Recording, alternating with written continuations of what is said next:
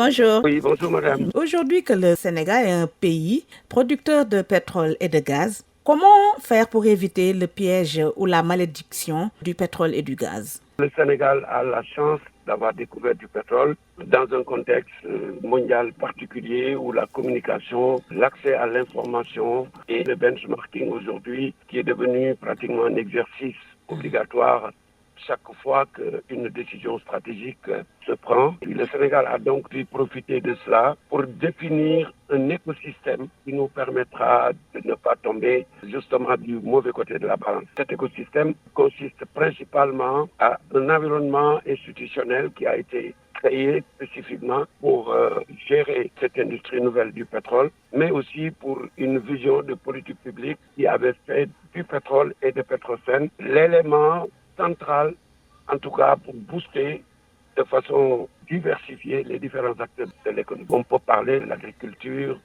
puisque l'État du Sénégal, et c'est la vision souveraine aujourd'hui aussi que les nouvelles autorités prennent, ne souhaitent pas vendre toutes les ressources que nous recevons.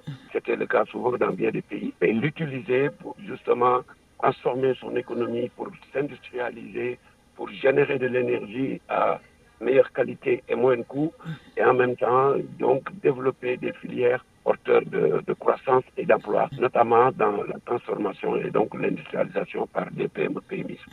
Si ce n'est pas la malédiction du pétrole et du gaz, c'est le syndrome hollandais. Le Sénégal aussi peut l'éviter. Oui, bien sûr, le syndrome hollandais qui est un problème, évidemment, comme je disais, dans bien des pays, malheureusement, même si dans ces pays, comme on le voit aujourd'hui, sans qu'on puisse les nommer, il y a une reprise dans la vision. Le Sénégal a choisi, comme vous le savez, des initiatives fortes. La première, c'est la gestion des revenus. Les revenus sont encadrés au Sénégal, au-delà de la transparence dans la gouvernance que l'on voit sur l'ITIE, le code pétrolier qui a été renforcé et qui intègre toutes ces dimensions. Mais le Sénégal a défini une notion de contenu local qui permettra de promouvoir les services de l'expertise sénégalaise et de sa main-d'œuvre dans les différentes demandes que tous ceux qui interviennent autour du pétrole peuvent être amenés à avoir. L'autre volet important pour le Sénégal, c'est cette vision de vouloir transformer localement les ressources. Les ressources d'abord pétrolières et gazières, le gas to power, la génération d'énergie, sans laquelle évidemment il n'y a pas de développement et donc l'impact macroéconomique de cette énergie pas chère et de bonne qualité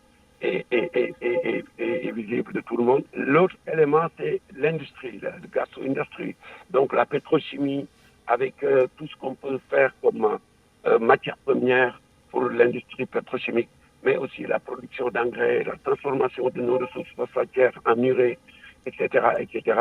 Et donc, je pense que oui, le Sénégal a les chances d'éviter cela. Serigne Mboup, je vous remercie. Je rappelle que vous êtes expert pétrolier et ex-DG de Petrosen. C'est moi qui vous remercie.